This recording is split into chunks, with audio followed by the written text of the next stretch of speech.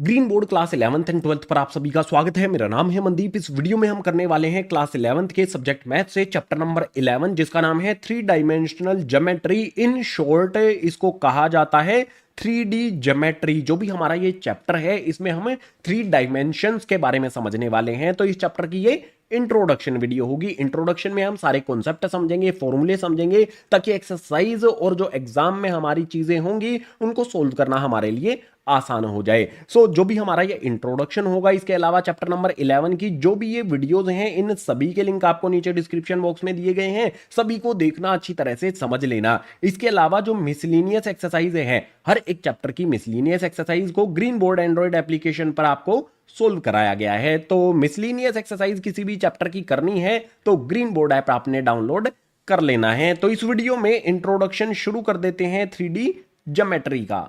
Chapter का नाम है थ्री डायमेंशनल ज्योमेट्री, यानी कि 3D ज्योमेट्री। 3D ज्योमेट्री को लिटरली अगर आपने बहुत आसानी से समझना है तो कोने में आ जाओ, समझा देता हूं। गलत मतलब मत निकालना मेरे शब्दों का। लिटरली अगर हमारे रूम को हम देखते हैं तो हमारा रूम किस तरह से होता है, एक रेक्टेंगुलर बॉक्स की तरह होता है। और थ्री डायमेंशंस को समझना किसी भी रूम के कॉर्नर से सबसे इजी होता है। तो रूम के कोने पर चलते हैं थ्री डायमेंशंस को समझने के लिए। 3D ज्योमेट्री को समझने का सबसे आसान तरीका होता है, जो भी हमारा रूम है इसके किसी भी कॉर्नर में चले जाओ। तो कॉर्नर में हमारे पास जो भी हमारा यहां पर पॉइंट है, देखो ये वाला जो पॉइंट होगा ना, इसको हम कहेंगे ओरिजिन। ओरिजिन से राइट हैंड साइड की तरफ आएंगे तो ये हो जाएगी यहां पर हमारी एक्स एक्सिस है। और जो भी ओरिजिन होता है उससे वर्टिकली हमारी कौन सी एक्सिस होती है, वाई एक्सिस होती है। तो यहां पर जो भी हमारा ये वाला ओरिजिन वाला पॉइंट है, इससे ऊपर की तरफ वाई एक्सिस हो जाएगी।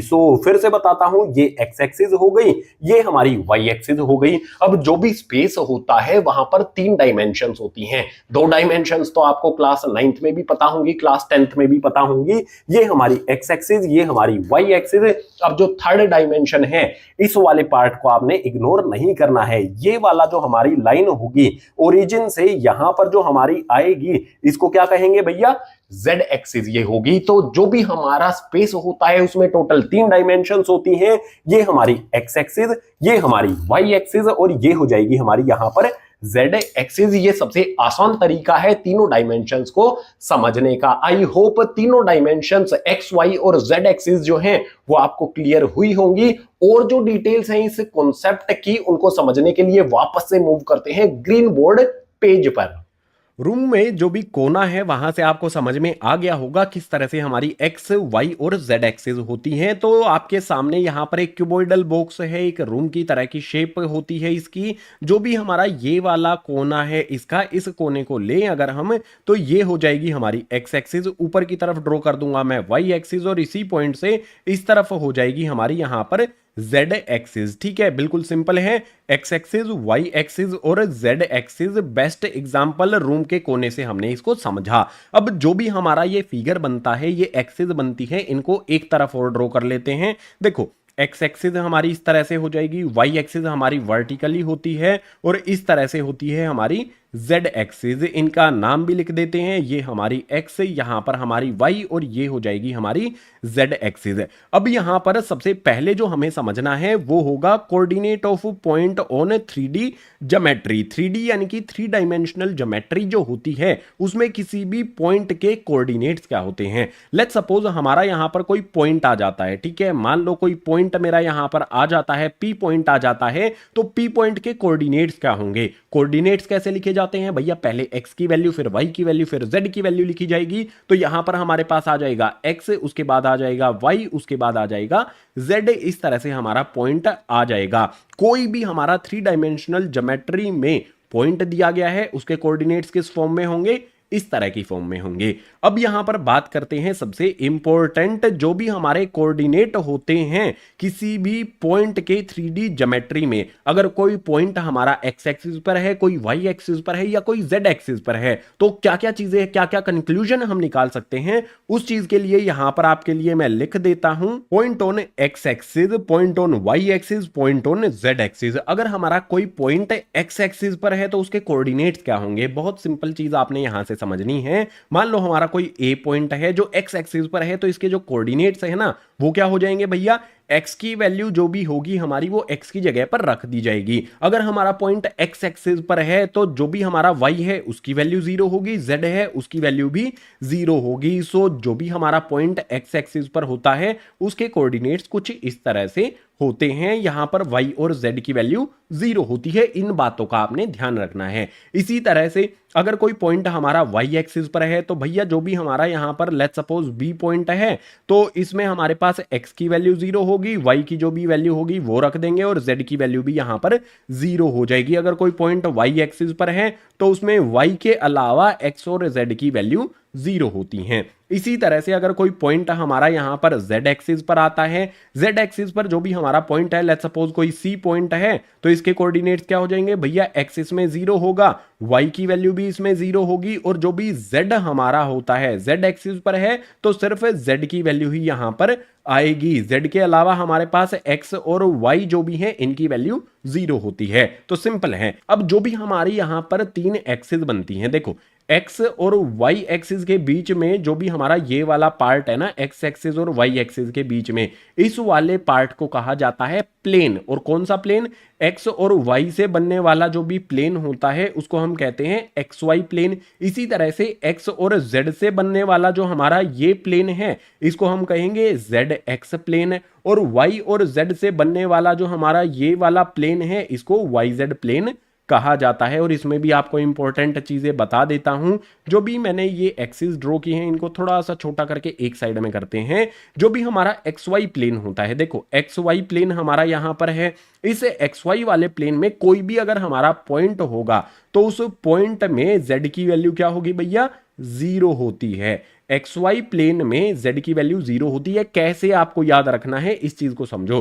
देखो इसमें सिर्फ x और y दिया गया है, z इसमें नहीं दिया गया है तो z की वैल्यू 0 हो जाएगी। ये कॉन्सेप्ट अप्लाई कर दो। इसमें y और z प्लेन में yz आता है तो y और z की वैल्यू तो होगी, लेकिन x इसमें नहीं है तो x इक्वल्स टू में 0 हो जाएगा। इसी तरह से zx हमारा प्लेन होता है भैया, ये वाला प्लेन होता है। इसमें आप देखो z और x है, y नहीं दिया गया है तो इसमें y की वैल्यू हो जाएगी हमारी 0। इस तरह की चीजें आपने याद रखनी होंगी। एक एक नंबर के या फिर दो दो नंबर के भी क्वेश्चन से इन कॉन्सेप्ट से निकलकर जरूर देखने को मिलेंगे आपके एग्जाम में। अब जो हमारा इसी 3 डायमेंशनल ज्योमेट्री का नेक्स्ट कंटेंट है, नेक्स्ट कॉन्सेप्ट है, उसके लिए मूव करते हैं गाइस नेक्स्ट पेज पर।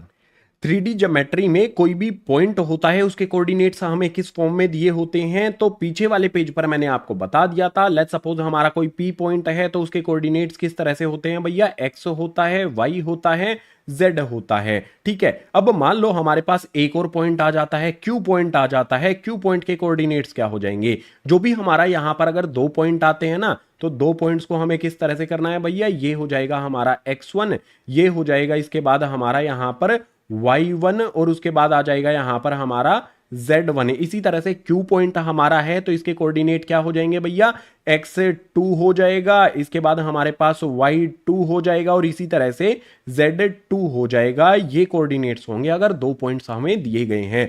अब मान लो जो भी हमारे ये 2 पॉइंट हैं P और Q, इनके बीच का डिस्टेंस हमें फाइंड करना है। 2 पॉइंट जब होते थे हम 2D ज्योमेट्री जो क्लास 10th में करते थे, डिस्टेंस फॉर्मूला वहां पर अप्लाई किया जाता था। क्लास 10th में जो आपने पढ़ा था डिस्टेंस फॉर्मूला, क्या था डिस्टेंस फॉर्मूला क्लास 10th का, आपको याद अगर होगा, कोई पॉइंट P और Q हमें दिया गया है तो हम क्या करते थे भैया, x2 माइनस में x1 करते थे, इसका होता था होल स्क्वायर, इसके बाद प्लस में y2 माइनस में y1 करके इसका भी होल स्क्वायर होता था और ये रूट के अंदर हमारी वैल्यूज होती थी। सिंपल चीज थी बहुत ही। ये डिस्टेंस फॉर्मूला होता था क्लास 10th में जो 2D ज्योमेट्री थी। लेकिन अब यहां पर 3D ज्योमेट्री की बात आती है तो फॉर्मूले में कोई ज्यादा बदलाव नहीं आया है। डिस्टेंस बिटवीन 2 पॉइंट्स, 2 पॉइंट के बीच का डिस्टेंस अगर हमें फाइंड करना है, मान लो P और Q के बीच का डिस्टेंस हमें फाइंड करना है तो फॉर्मूला क्या हो जाएगा हमारा यहां पर, x2 माइनस में x1 आ जाएगा, इसका होल स्क्वायर हमें करना है, इसके बाद प्लस का साइन लगा करके y2 माइनस में y1 हमें करना है,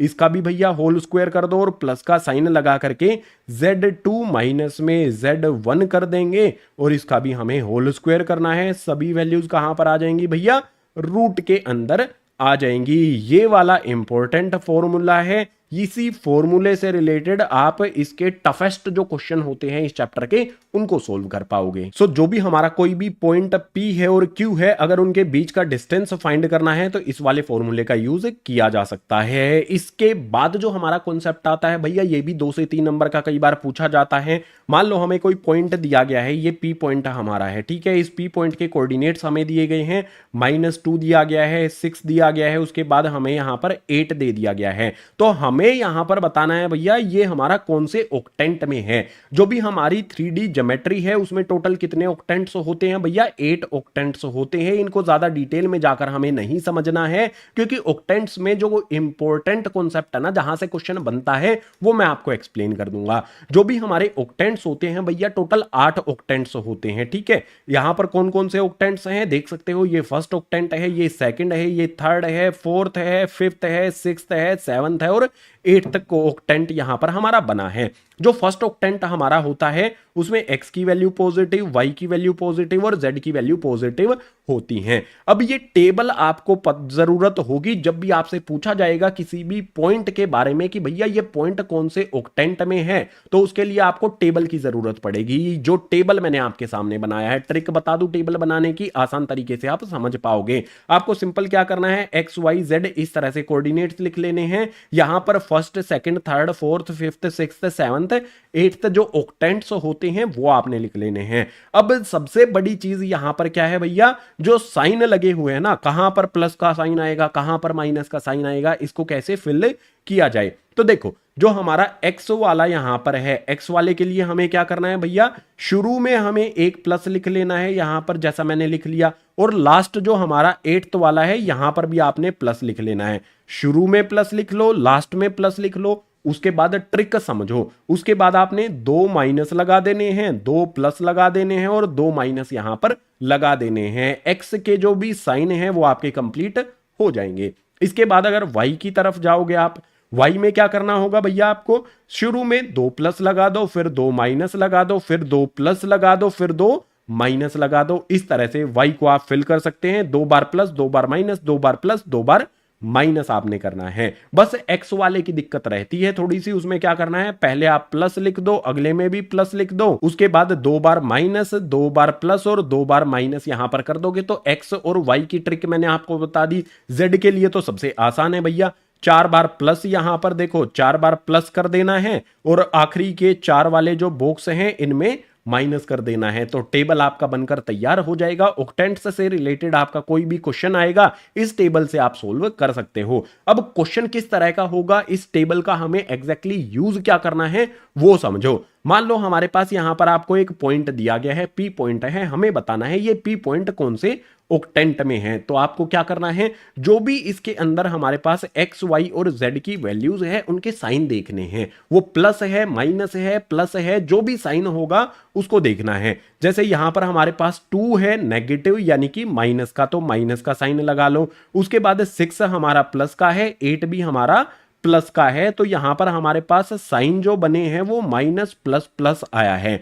तो माइनस प्लस प्लस कहां पर आपको मिलता है, देखो इसमें तीनों प्लस हैं, इसमें माइनस प्लस प्लस है, तो सेकंड ऑक्टेंट क्या हो गया भैया, ये माइनस आ गया। उसके बाद हमारे y और z प्लस के हैं, तो देखो ये हमारा यहां पर है माइनस में और ये प्लस प्लस में, यानी कि जो भी पॉइंट हमारा यहां पर है वो कहां पर आएगा भैया, सेकंड ऑक्टेंट में आ जाएगा। इस तरह से आप आंसर कर सकते हो। और एक सवाल मैं पूछ लेता हूं, चलो ऑक्टेंट्स से आपके लिए, यहां पर मैं बना देता हूं लाइक मेरे पास एक पॉइंट है, ठीक है, ये C पॉइंट है। इस C पॉइंट के कोऑर्डिनेट्स मैं आपके सामने लिख देता हूं। 7 है, यहां पर मेरे पास -6 आ जाता है, -2 आ जाता है। तो C पॉइंट हमारा कौन से ऑक्टेंट में आएगा, इस वाले सवाल का जवाब आपको कमेंट कर देना है। बहुत आसान है यार, ये ऑक्टेंट है। इस टेबल को बना लो, जब आपका एग्जाम होगा वहां पर भी इस टेबल में आप ऑक्टेंट को बना लोगे, ऑक्टेंट वाले टेबल को बना लोगे और आप इस पॉइंट, ये पॉइंट कौन से ऑक्टेंट में है वो आपको पता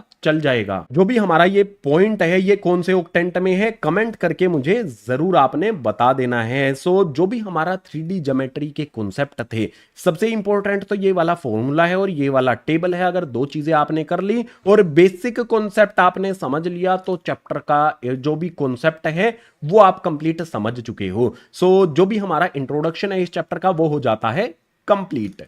इंट्रोडक्शन में जो जो भी कॉन्सेप्ट मैंने आपको बताए हैं, फॉर्मूला मैंने आपको बताया है, कॉर्नर से कॉन्सेप्ट मैंने आपको समझाए हैं और ऑक्टेंट वाला जो टेबल मैंने आपको बताया है, ये चीजें आपको समझ लेनी है। चैप्टर में इससे अलग कुछ भी नहीं दिया गया है। सो जो भी चैप्टर का इंट्रोडक्शन है वो हो जाता है कंप्लीट। उम्मीद करूंगा सभी के सभी कॉन्सेप्ट आपको समझ आ गए हैं। अगर आ गए हैं तो वीडियो को लाइक कर देना है, अपने क्लासमेट्स के साथ शेयर कर देना है। जितने भी नए स्टूडेंट्स आते हैं क्लास 11th के 12th के, जो भी वीडियोज हैं मैथ की, साइंस की, इसी तरह से चैनल पर आती रहेंगी, उसके लिए चैनल को सब्सक्राइब कर लेना है। सो इंट्रोडक्शन के अलावा जो भी इस चैप्टर की एक्सरसाइजेज हैं, एक्सरसाइज 11.1 और 11.2, इनकी वीडियोस के लिंक आपको नीचे डिस्क्रिप्शन बॉक्स में दिए गए हैं। इनको देखना है तो उन लिंक पर क्लिक करके देख लो और चैप्टर को जल्दी से फिनिश कर लो। हर एक चैप्टर की मिसलिनियस एक्सरसाइज भी इंपॉर्टेंट है। जो भी मिसलिनियस एक्सरसाइज हैं वो मिलेंगी आपको ग्रीन बोर्ड एंड्रॉइड एप्लीकेशन पर। जो भी प्ले स्टोर है वहां पर जाओ, सर्च करो ग्रीन बोर्ड, जो भी ऐप है उसको डाउनलोड कर लो मिसलिनियस एक्सरसाइजेज के लिए। और मिसलिनियस एक्सरसाइजेज से एग्जाम में लेंदी यानी कि बड़े बड़े जो क्वेश्चंस हैं वो आते हैं, ज्यादा मार्क्स वाले क्वेश्चंस आते हैं, उनको इग्नोर बिल्कुल नहीं करना है। मिसलिनियस एक्सरसाइजेज के लिए ग्रीन बोर्ड ऐप डाउनलोड कर लो, वहां पर मिसलिनियस एक्सरसाइज आपको करा दी जाएंगी। तो इस वीडियो में इतना ही, मैं मिलूंगा आपसे इसी तरह की नेक्स्ट एजुकेशनल वीडियो में।